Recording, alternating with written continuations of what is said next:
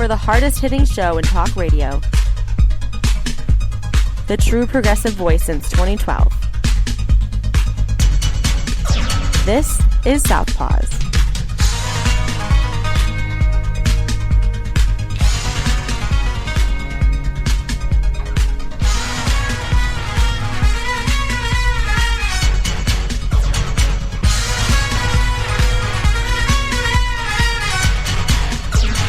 And welcome to Southpaws on the Pacifica Radio Network. We are the leaders of the revolution. I'm Darren Gibson, your host today.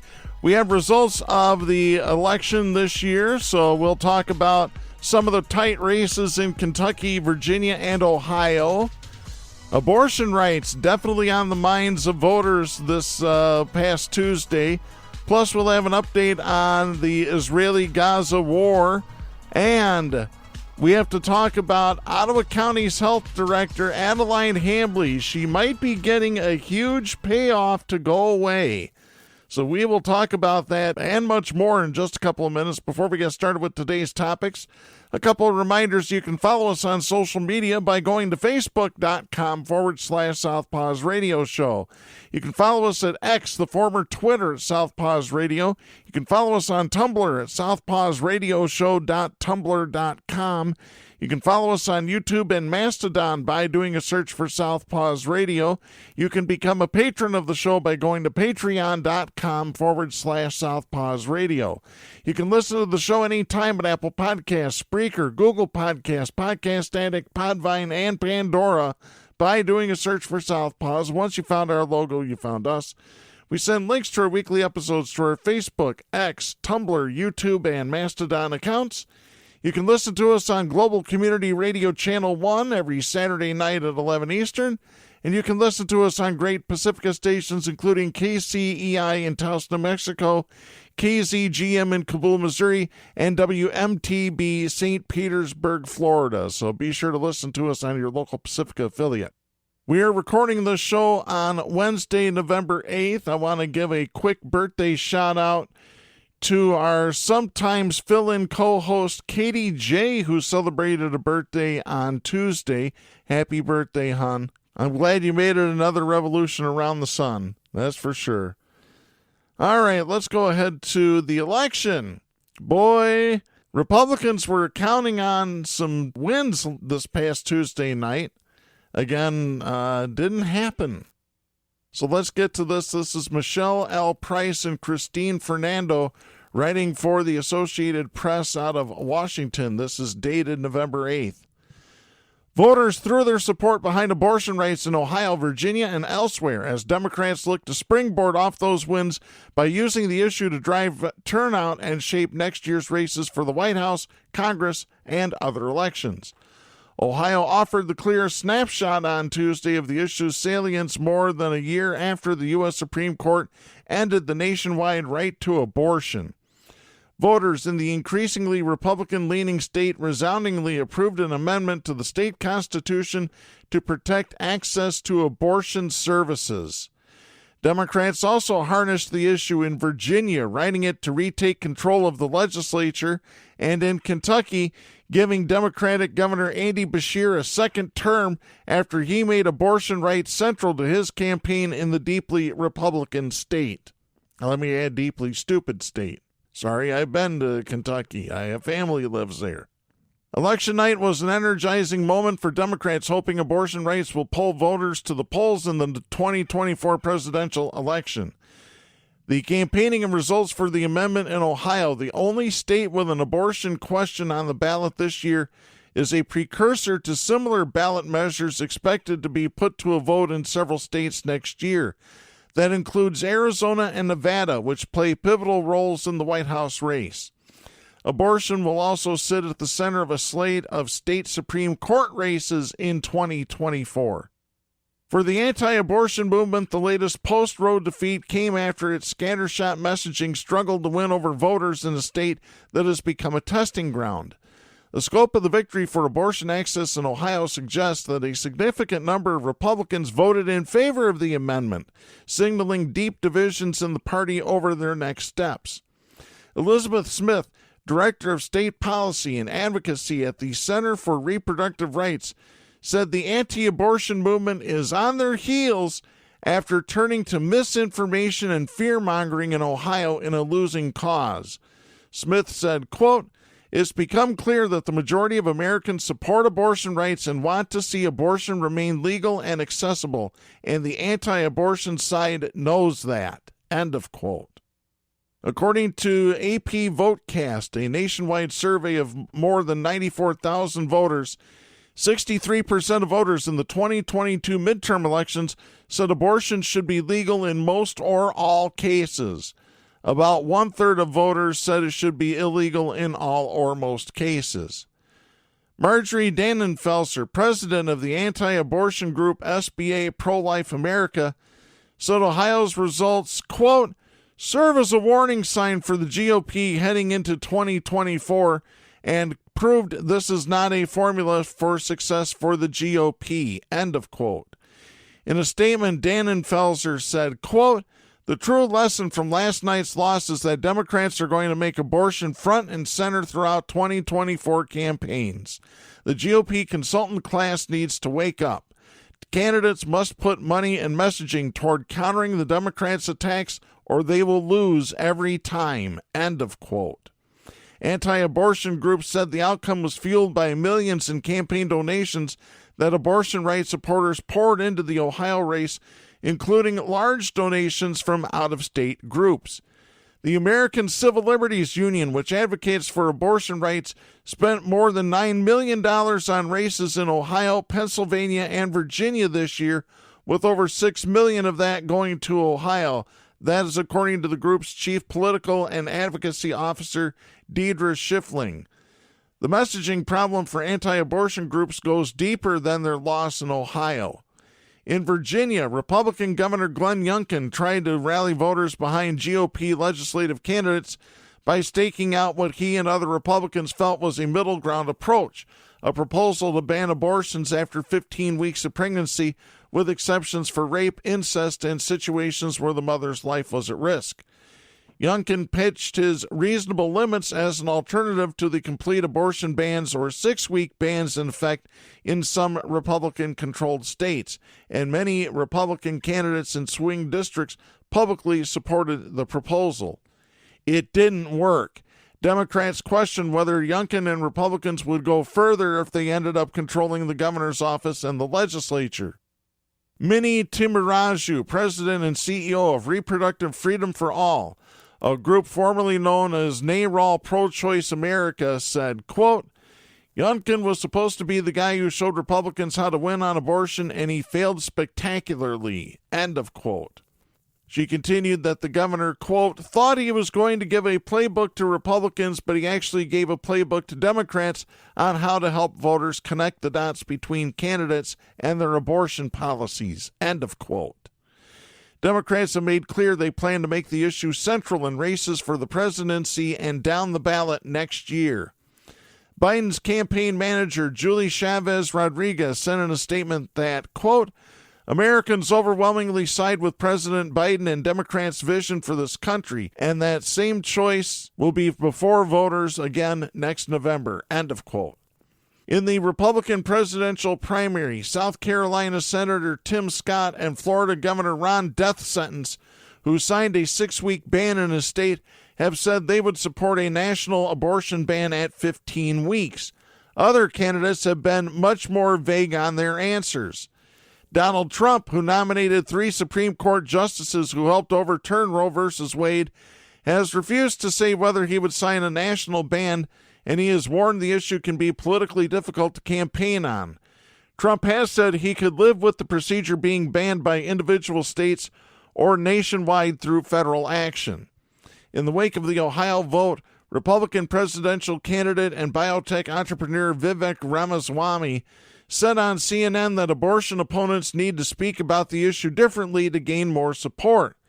He has voiced support for states that enacted 6-week bans, but also said he would not back a federal abortion ban. Ramaswamy, who lives in Ohio, said, quote, "Our pro-life movement, and I am a part of needs to be better about the way we discuss this issue, actually talk about greater access to adoption, to child care, further, even go further to sexual responsibility for men. End of quote. Really? Adoption is not a choice. 15 to 20,000 people that are in the system for adoption age out before they find a permanent home.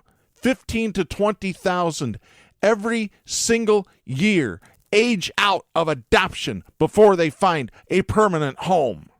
Adoption is not the answer. Sorry, it isn't. And I'm going to be blunt this week. I'm going to be really blunt this week.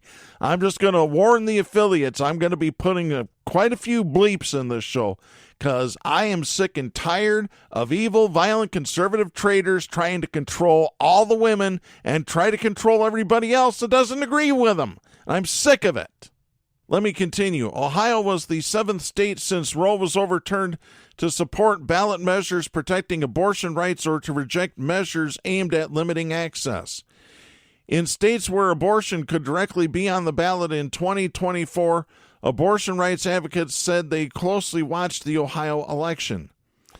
Chris Love, senior advisor to Planned Parenthood Advocates of Arizona, said that Ohio, quote, provided an example, end of quote, for Arizona for strategizing and building a statewide coalition of advocacy groups. In a preview of abortion's impact on races down the ballot, voters in Pennsylvania on Tuesday elected Democrat Dan McCaffrey to an open state Supreme Court seat. Though Democrats hold the majority on the court in that swing state, McCaffrey made defense of abortion rights central to his contest with Republican Carolyn Carluccio. Several anti-abortion groups signaled that how they respond to the string of losses will be among the most crucial political decisions for Republicans heading into 2024. One thing seems certain. They plan to leverage their clout within the party to make sure to continue the fight for abortion restrictions and that it remains a priority for their candidates. In a statement Tuesday night, Protect Women Ohio, which led the anti-abortion messaging in that state, said, quote, we persevered for 50 years to overturn Roe v. Wade. Ours is a movement that has always endured and always will. Tomorrow, the work starts again. End of quote. Really? I think your work should probably end before you get even more embarrassed and have to wipe more egg off of your face. Protect women. My fucking ass. What a misnomer that is. So let's get to some more election news. This is Nicholas Riccardi writing for the Associated Press. This is dated November 8th out of Washington. Democrats had plenty of good news to celebrate in Tuesday's off-year elections and more evidence that they can win races centered on the national debate over abortion. Abortion rights supporters won an Ohio ballot measure, and the Democratic governor of beet-red Kentucky held on to his office by campaigning on reproductive rights and painting his opponent as extremist. A Democrat won an open seat on the Pennsylvania Supreme Court after campaigning on his pledge to uphold abortion rights.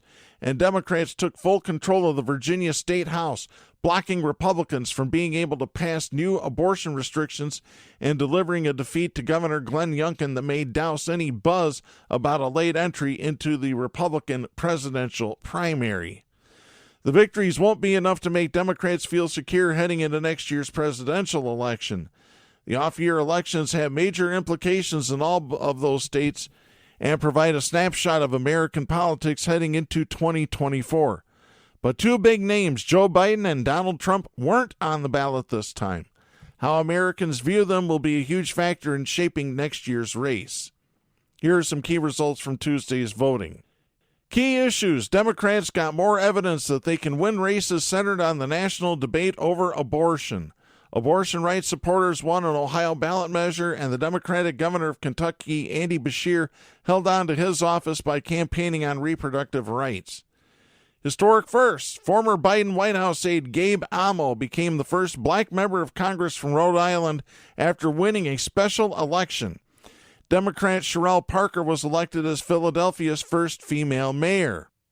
Looking to 2024, it was a good night for Democrats, but none of the races were an up or down decision on President Joe Biden or Donald Trump. And up next, it's time for the third Republican presidential debate, and we don't even care about that because we know all the Republicans are going to do is lie. They're going to spend 2 hours or however long this debate's going to be violating the 11th commandment of Ronald Reagan, which is thou shalt never speak ill of another Republican. So here's what to know. Abortion remains potent for Democrats. Democrats notched 2 early wins Tuesday night in Kentucky and Ohio, states that voted for Trump in 2020.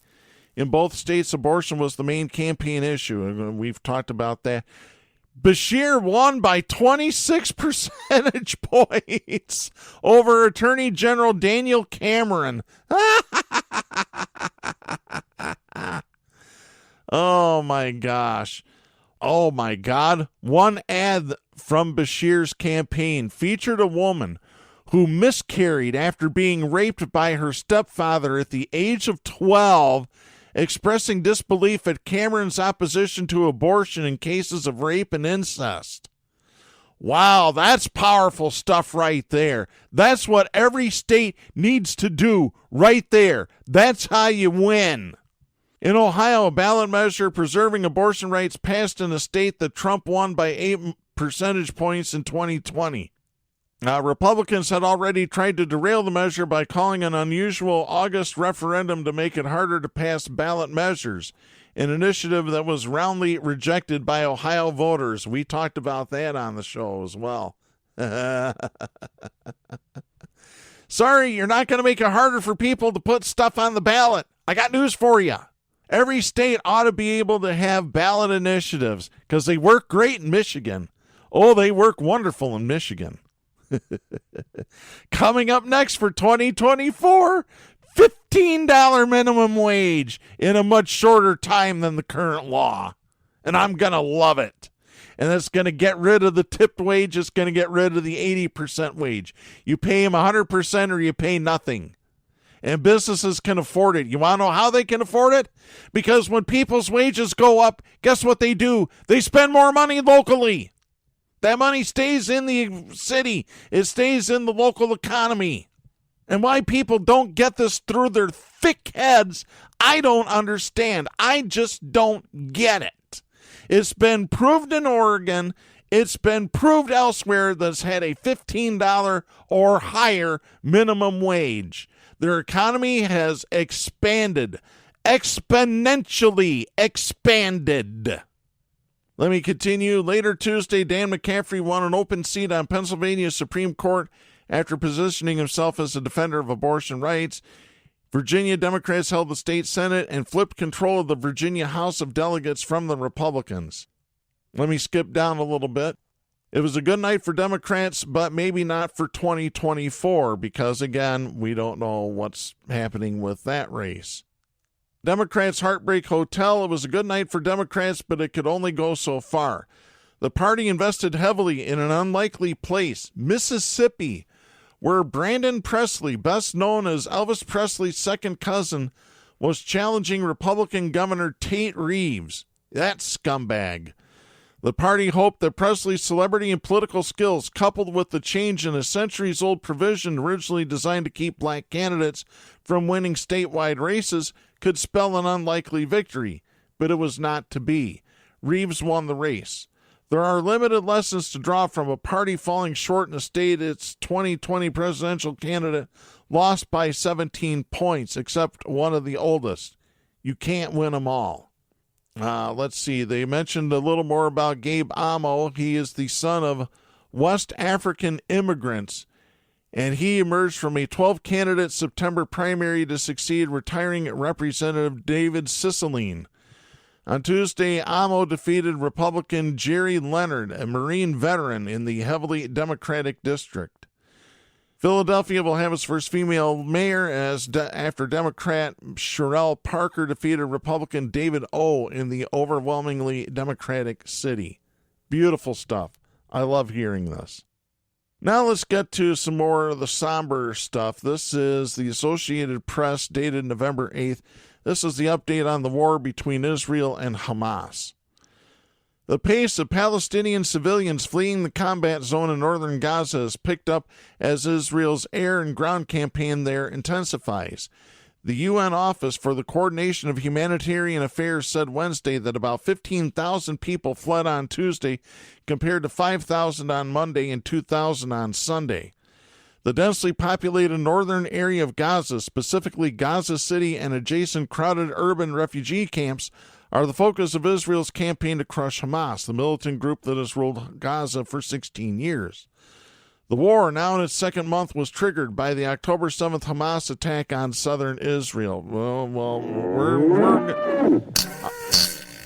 I'm calling bullshit on this because this war was triggered in 1947 when the United Nations made Britain cede control of Palestine and made it Israel. That's where the war started. Sorry, folks.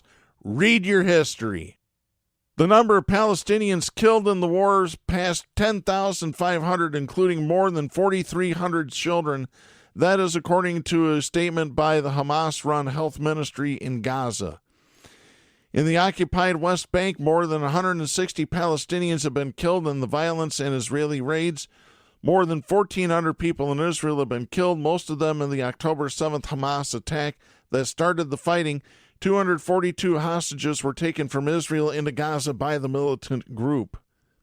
Israel is being pressured by allies over the plight of civilians in Gaza as thousands flee the enclave's north.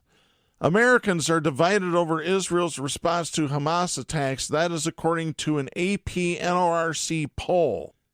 We'll get to this story a little bit later. Rashida Tlaib got censured by Congress late Tuesday night. We will discuss that in great detail.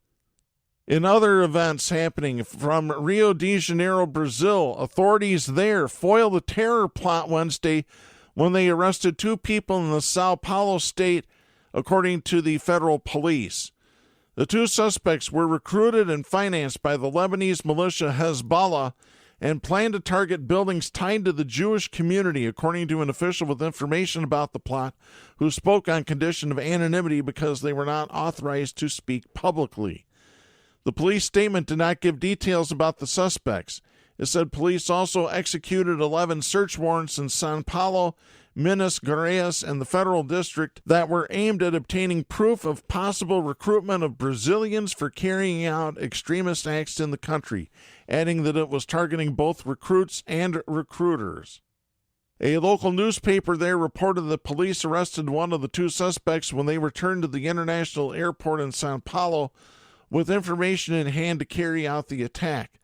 There are two additional targets for arrest in Lebanon, according to the newspaper. They did not say how they obtained that information. The Brazilian Israelite Confederation celebrated the police operation on X, formerly Twitter. The group said, quote, "The tragic conflicts in the Middle East cannot be imported into our country, where different communities live peacefully, harmoniously, and without fear of terrorism," end of quote. Brazil is one of the world's largest Lebanese populations. Most estimates put their total well above that of Lebanon itself. Wow, I did not know that. That is some news there. Wow. Also out of Washington, a U.S. drone was shot down by Yemen's Houthi rebels on Wednesday, according to the Iran-backed group's military arm and a senior U.S. military official. The Houthis said that it shot down an MQ-9 Reaper drone that was in Yemeni airspace. The senior U.S. official who spoke on the condition of anonymity to discuss details not yet made public said the military is still analyzing the episode, including whether the drone was in international airspace or over Yemen. The Houthis have fired at least 4 batches of drones and missiles towards southern Israel since October 7th. The group controls the capital and much of northern and western Yemen, where the majority of the country's population lives. Other news, Israel's military released video on Wednesday of what it says are combat engineers locating, entering, and blowing up Hamas-built tunnels in the Gaza Strip. Rear Admiral Daniel Hagari, the chief military spokesman, said that Israel has destroyed 130 tunnels since the war began.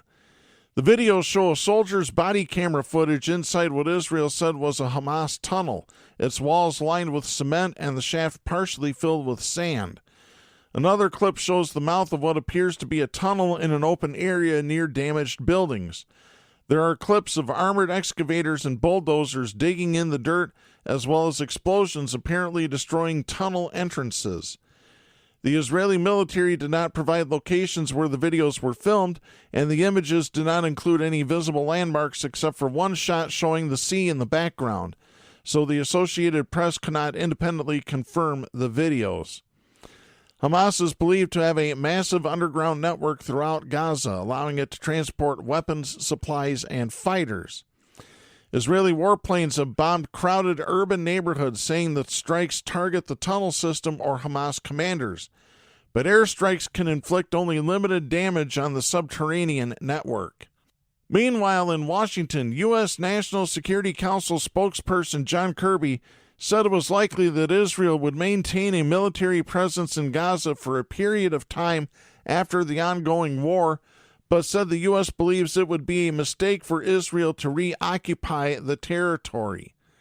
Kirby told CNN on Wednesday, quote, "I think all of us can foresee a period of time after the conflict is over where Israeli forces will likely still be in Gaza and will have some initial security responsibilities.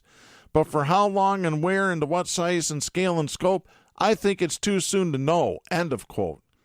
Kirby said the U.S. was focused on devising a long-term governance structure for Gaza after the current conflict, but said that as yet there has been little prospect of a viable plan. Kirby added, quote, "I think where we are is a lot of questions and not a lot of answers.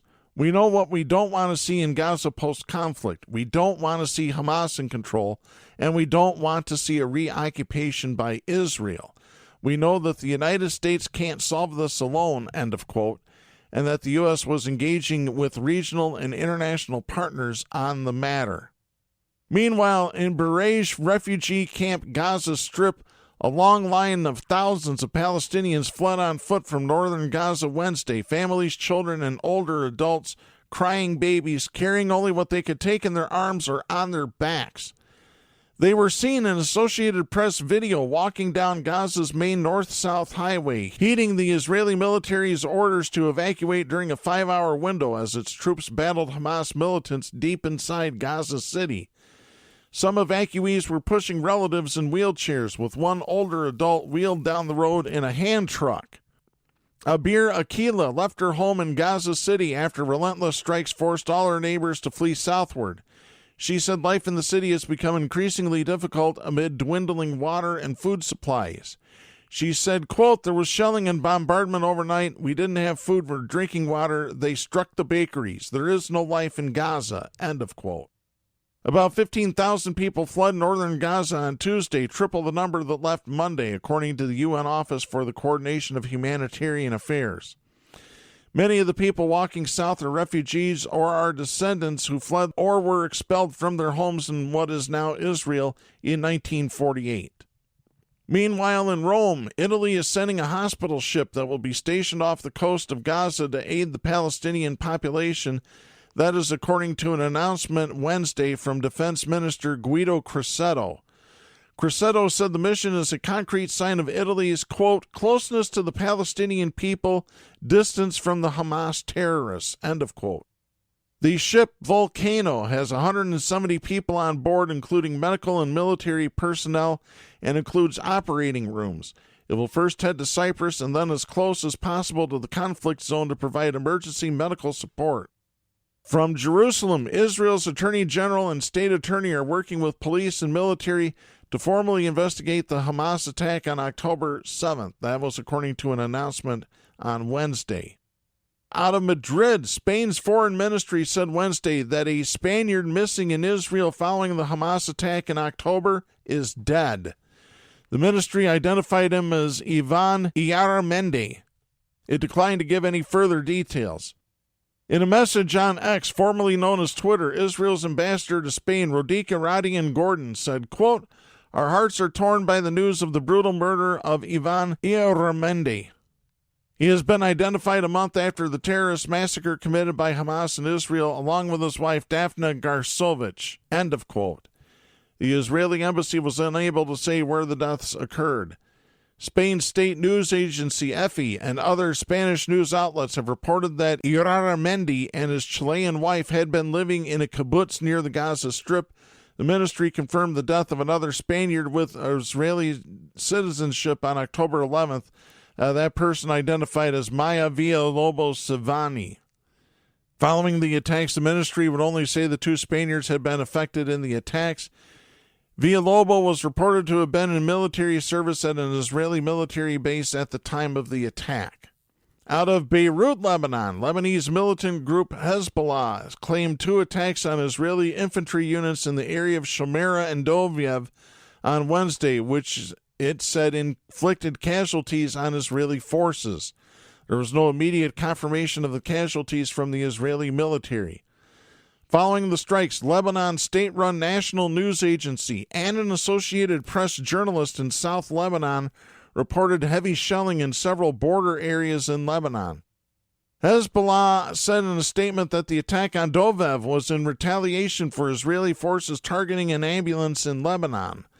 On Sunday, local Lebanese officials said an Israeli drone had struck near 2 ambulances on their way to pick up casualties from overnight strikes in southern Lebanon, wounding 4 paramedics. The Israeli army said it had launched strikes on a terrorist cell that was attempting to fire missiles toward Israel and had not intentionally targeted the vehicles. Really? Yeah, I call bullshit on that. Sorry, I do. I don't trust anything the Israeli government says about what they're doing. As a matter of fact, on our X account at Southpaws Radio, we have shared a post from journalist Caitlin Johnstone. 10 things that you shouldn't believe about the Israeli war against Hamas. It's a very good read, and you should probably read it. Let me continue here. Out of Kiev, Ukraine. Ukraine has evacuated 43 of its nationals from the Gaza Strip. They helped 36 Moldovan citizens reach safety in Egypt. That's according to Ukrainian President Volodymyr Zelensky. Zelensky said Wednesday on X, the former Twitter, that Ukrainian diplomats helped the two groups get out of the war zone. He said Ukraine was working with embassies in Israel and Egypt to get more of its citizens out of Gaza. Meanwhile, out of Jerusalem, Israel's wartime security cabinet will meet late Wednesday in the West Bank offices of the Military Central Command, quote, due to warnings by security officials about the potential for a serious escalation in violence, end of quote, in the military. That was according to the website Ynet, citing a statement from Prime Minister Benjamin Netanyahu's office. Israeli media reported last week that the Shin Bet security agency issued such a warning, noting an increase in violence by Jewish settlers. Deadly violence has been surging in the Israeli-occupied West Bank as Israel's military pursues Hamas militants following the group's bloody October 7th incursion into Israel from the Gaza Strip, as we have reported. Daily Israeli military arrest raids in the territory have intensified, with once rare aerial attacks becoming much more common. The military said Wednesday that 1,430 wanted men have been arrested in the West Bank since October 7th, including over 900 from Hamas. Meanwhile, in Tokyo, top diplomats from the Group of 7 leading industrial democracies announced a unified stance on the Israel-Hamas war Wednesday after intense meetings in Tokyo, condemning Hamas, supporting Israel's right to self-defense, and calling for humanitarian pauses to speed aid to desperate civilians in the Gaza Strip. I'm doing more than that. I'm calling for an out-and-out ceasefire. Really, it needs to happen. There are thousands of people, innocent children, that are suffering because of a bunch of old men that can't fight war among themselves. They can't get into a fist fight or any other kind of fight, so they have proxies, which means military people fight their wars for them. It's ridiculous. In a statement following 2 days of talks, the nations sought to balance unequivocal criticism of Hamas's attacks against Israel and, quote, the need for urgent action, end of quote, to help civilians in the besieged Palestinian enclave. The statement said, quote, all parties must allow unimpeded humanitarian support for civilians, including food, water, medical care, fuel and shelter, and access for humanitarian workers, end of quote. The statement was hammered out by U.S. Secretary of State Antony Blinken and foreign ministers from Britain, Canada, France, Germany, Japan, and Italy. The statement continued, quote, "We support humanitarian pauses and corridors to facilitate urgently needed assistance, civilian movement, and the release of hostages," end of quote. Out of Jerusalem, the pace of Palestinian civilians fleeing the combat zone in northern Gaza has picked up as Israel's air and ground campaign there intensifies, according to UN monitors Wednesday. So there you go with that. Also out of Jerusalem, after months of refusal, Israeli Justice Minister Yariv Levin said he will convene the Judicial Selection Committee on November 16th to fill empty slots in the Supreme Court and lower benches. The committee has been a central battleground in Levin's plan to weaken the country's judiciary because he wanted to change its makeup to give the government control over appointments. The proposed judicial overhaul touched off months of mass protests across the country by demonstrators who accused Prime Minister Benjamin Netanyahu's government of seeking to weaken the only serious check on politicians. Levin said earlier this week that he would convene the panel soon. In a letter Sunday to the Supreme Court, he said, quote, "Wartime is not the time to deal with controversial subjects," end of quote, and that he would bring before the panel candidates who have broad support. The government maintains the courts have overstepped their powers and need to be reined in. The demonstrations against the proposed overhaul were put on hold after the invasion from Hamas. So there you go. An Israeli airstrike struck a residential area in the Zana neighborhood east of Khan Yunis Wednesday, destroying at least one house, damaging surrounding buildings. First responders were searching the rubble for dead or wounded from the strike. At least 3 people, 2 women and a child, were killed, according to an Associated Press journalist. Ambulances were transporting injured people to a hospital. Residents in Cairo, Egypt, reported loud explosions across Gaza City and the adjacent Shati refugee camp overnight into Wednesday. So there you go. Also from Manila, Philippines, dozens of Filipinos fled from the war-ravaged Gaza Strip into Egypt through the Rafah crossing after Filipino diplomats negotiated for their safe passage and Qatar mediated for the border to be opened. That's according to Philippine President Ferdinand Marcos Jr. on Wednesday. Oh, wow. So Marcos's kid is now in power, huh? Wow. That's pretty much the latest from the Israeli-Hamas war. I actually want to get to this story, but in order to do so... Stop! Hammer time! Yes. This is going to be the official Hammer Time segment. This is the douchebag of the week, and I am calling out every Democratic member of Congress who supported the censure of Representative Rashida Tlaib of Michigan. I'm going to get to this story. This is Farnoosh Amiri, writing for the Associated Press out of Washington. This is dated November 8th. The House voted late Tuesday to censure Democratic Representative Rashida Tlaib of Michigan, the only Palestinian American in Congress, an extraordinary rebuke of her recent rhetoric about the Israel-Hamas war. The 234 to 188 tally came after enough Democrats joined with Republicans to censure Tlaib, a punishment one step below expulsion from the House. The 3-term Congresswoman has long been a target of criticism for her views on the decades-long conflict in the Middle East. The debate on the censure resolution on Tuesday afternoon was emotional and intense.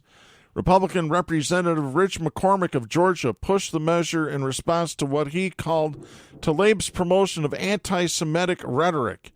He said she, quote, has levied unbelievable falsehoods about our greatest ally, Israel, and the attack on October 7th, end of quote.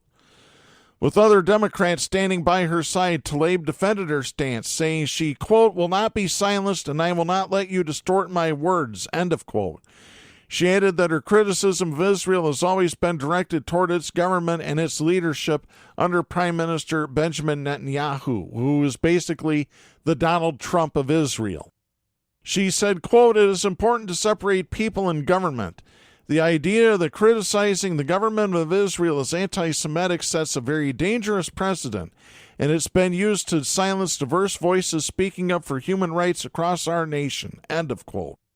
All Democrats initially stood by Tlaib and helped defeat the first censure resolution against her last week.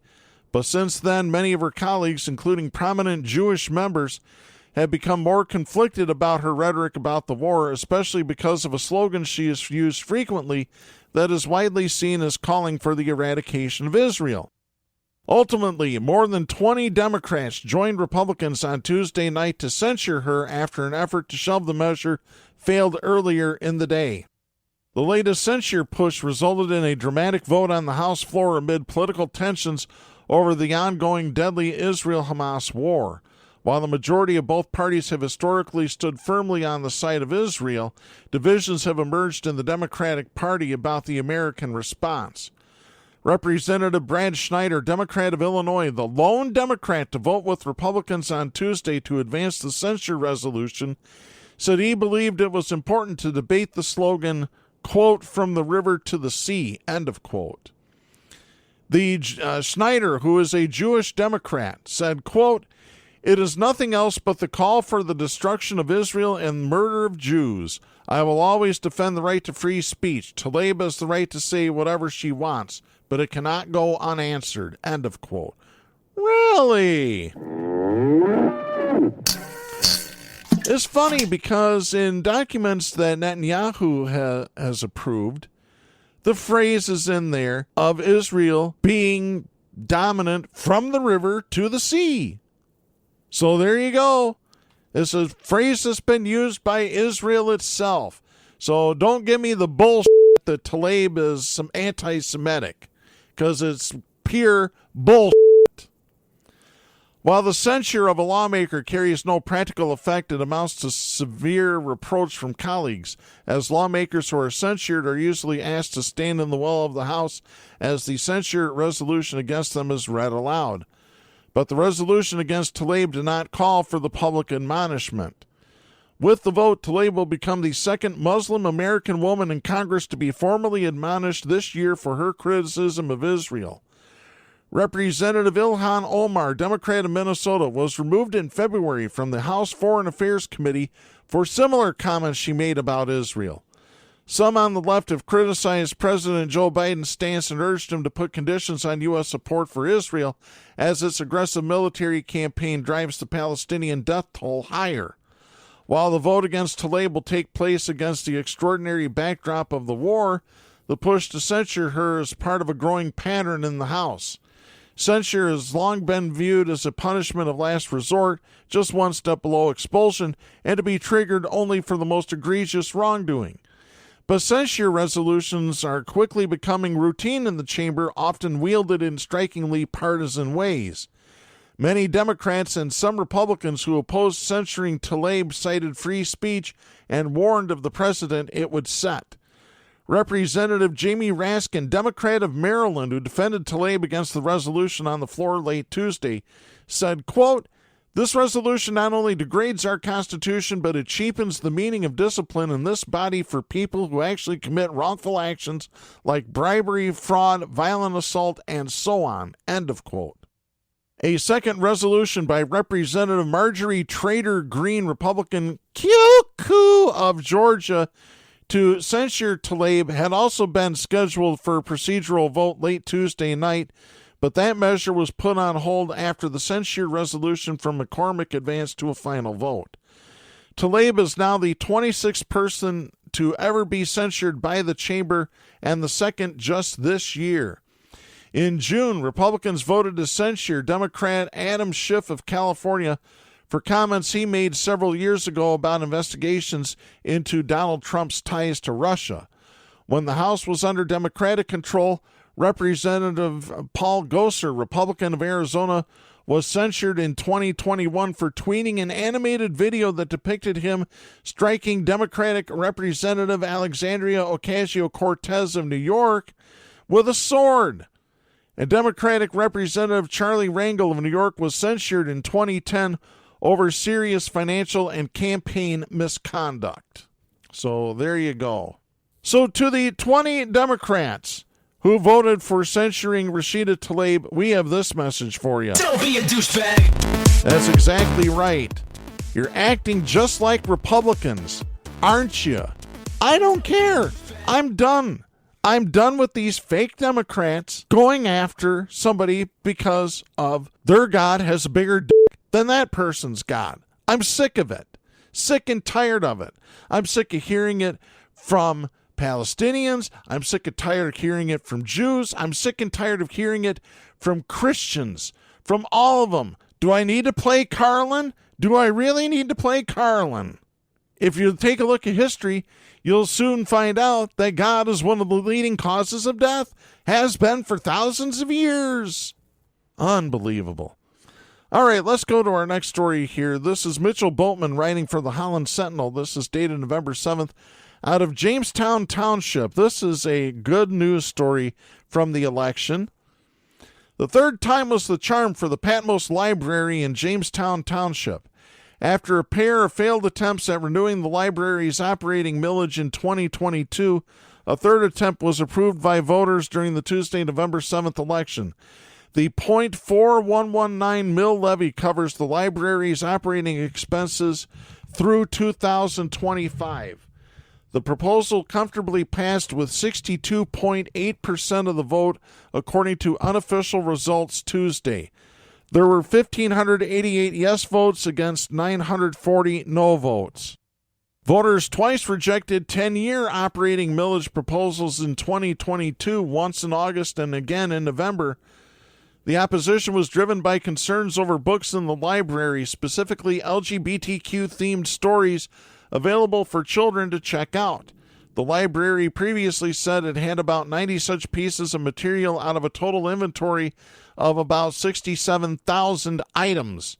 Around 80% of the library's budget comes from the millage, which is expected to generate $231,000 in the first year. The previous millage expired in 2022. As a result, the library saw thousands in community donations, including $50,000 from famed author Nora Roberts. Library staffers have started to insert labels that note themes on the inside of each book so parents can access them easily. Staffers have started in the young adult and teen sections. So there you go. About time. And speaking of money, we have a major update to the firing of Adeline Hambley, or at least the hearing to fire her. This is Sarah Leach writing for the Holland Sentinel. This is dated November 8th out of Ottawa County. Listen to this massive update, folks. Ottawa County has agreed to pay its administrative health officer $4 million to step down 10 months after trying to demote her without cause. It's the largest settlement in the county's history and nearly the exact amount the board cut from the Public Health Department's budget this year. On Monday, November 6th, the Ottawa County Board of Commissioners was planning to vote on whether or not to fire Adeline Hambley for cause following a 2-day determination hearing October 24th and 25th, but instead went into closed session for more than 8 hours, largely used for negotiations with Hambley's attorney. That is according to multiple sources with knowledge of the situation. They were not authorized to discuss the matter on the record with the Holland Sentinel. Discussions, however, really began several days earlier with an initial offer from Hambley via her attorney, Sarah Riley Howard, that would allow her to remain in her position, according to multiple sources. That offer would have let Hambley remain health officer if she dropped her lawsuit against the county and the county dropped the termination charges. Paid her legal fees, which at the time were estimated to be $102,000, but were discounted by 20% by Howard to $82,000. Resulted in Deputy Health Officer Marcia Mansour's resignation in January with a severance agreement of 1 year's pay plus benefits, led to an external search through the county's Human Resources Department to seek a new Deputy Health Officer, ultimately selected by Hambley, and prevented the board from filing additional charges through the end of 2024 unless the county's Human Resources Department conducted an independent investigation. Instead, the county will now pay Hambley a total of $4 million to resign rather than firing her, which likely would have led to further appeals and prolonged litigation. If the settlement is finalized, Hambley will pay for her attorney's fees from that amount, which are expected to be about $250,000. Under the current agreement, Mansoray will also resign after being placed on paid administrative leave through the end of January. She'll then receive 1 year's pay at $125,000 plus the benefits she currently receives. In total, the settlement exceeds $4.1 million, nearly the exact amount cut from the Public Health Department's 2024 fiscal year budget, a move championed by the Ottawa Impact majority on the board. Ottawa Impact, as we've mentioned before, is a far-right fundamentalist group created by now Board Chair Joe Moss and Vice Chair Sylvia Rodea after they unsuccessfully challenged the previous board and county health officer over COVID-19 mitigation mandates in 2020 and 2021. The board's OI majority voted to accept the settlement Monday. 3 non-OI commissioners, Doug Zylstra, Roger Bergman, and Jacob Bonema, voted no. Commissioner Kyle Terpstra left before the vote. If the deal is completed, as of publication, a formal agreement had not been drawn up nor signed by the parties, it would be the largest claim ever paid out in Ottawa County history and is more than double what the county has paid out in total claims since this insurance authority was created 30 years ago. That is according to multiple sources with knowledge of the matter. The entire $4 million would be taken from the Insurance Authority's fund, reserved for claims, which currently has a fund balance of about $23 million. Had the lawsuit resulted in a judgment in Hambley's favor, the county would have been liable for only the first $1 million from the fund reserve, and anything exceeding that amount would have been covered by the county's insurance carrier. Hambley and the board's OI majority have been battling in the courts for months. The disagreement began when Ottawa Impact commissioners voted to demote Hambley from permanent health officer to interim health officer in favor of a candidate ideologically aligned with themselves.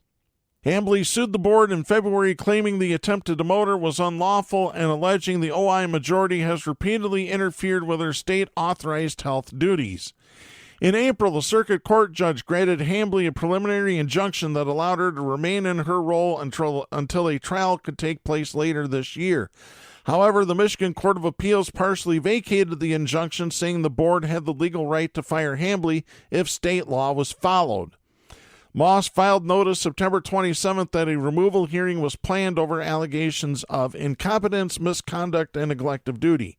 Moss's allegations revolved largely around health department budget negotiations.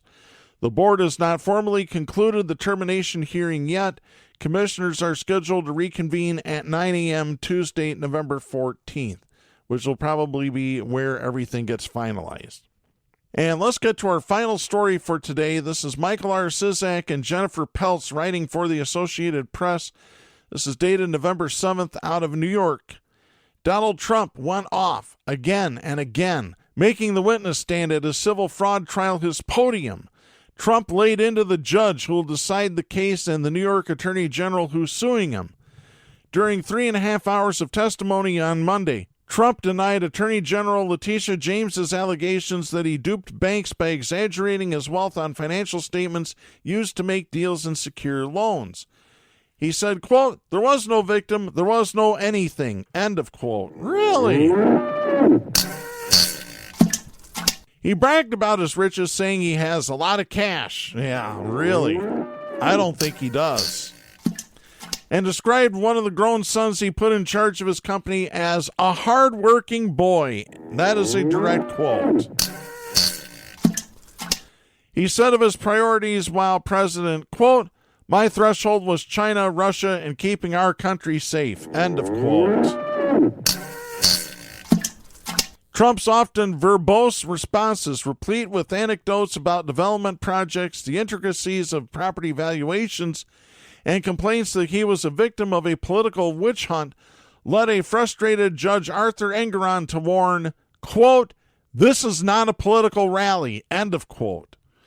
So here are some highlights from Trump's day on the witness stand.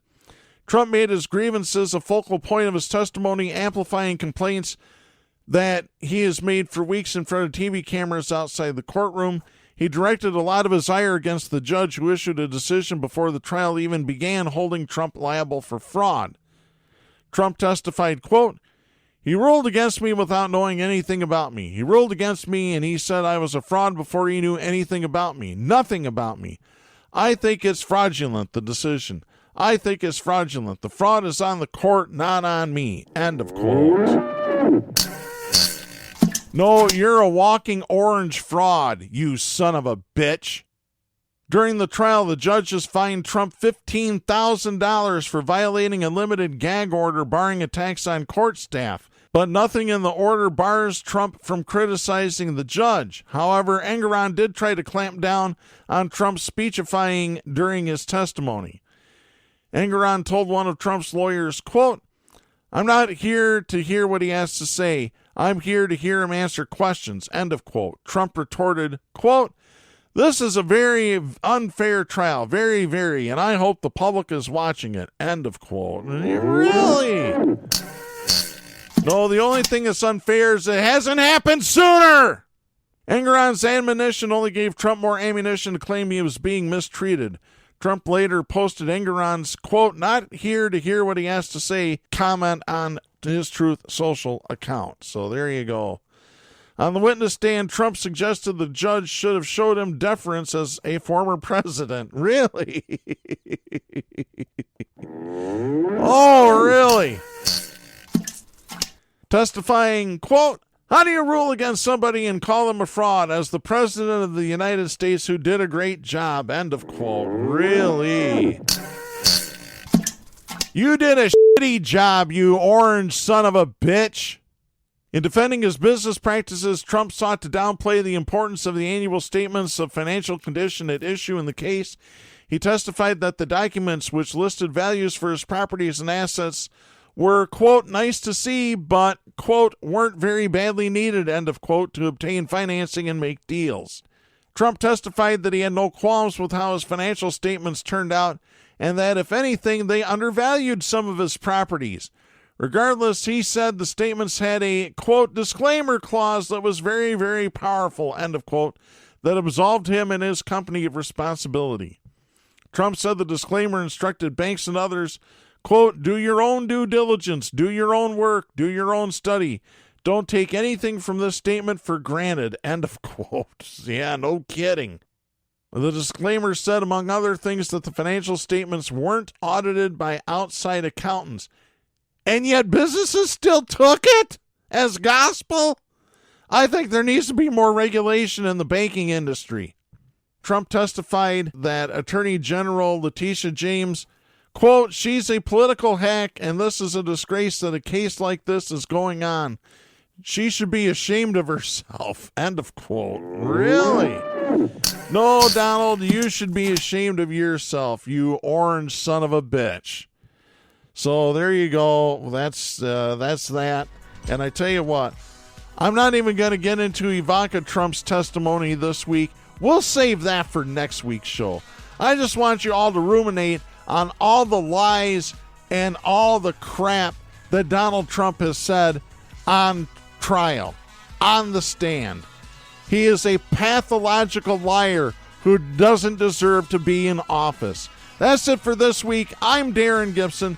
Please support independent media, the First Amendment, and a woman's right to choose. The stations that carry Southpaws do not necessarily share the opinions expressed on the show. Southpaws is protected by the First Amendment to the U.S. Constitution and is copyrighted by Big D Entertainment. All rights reserved.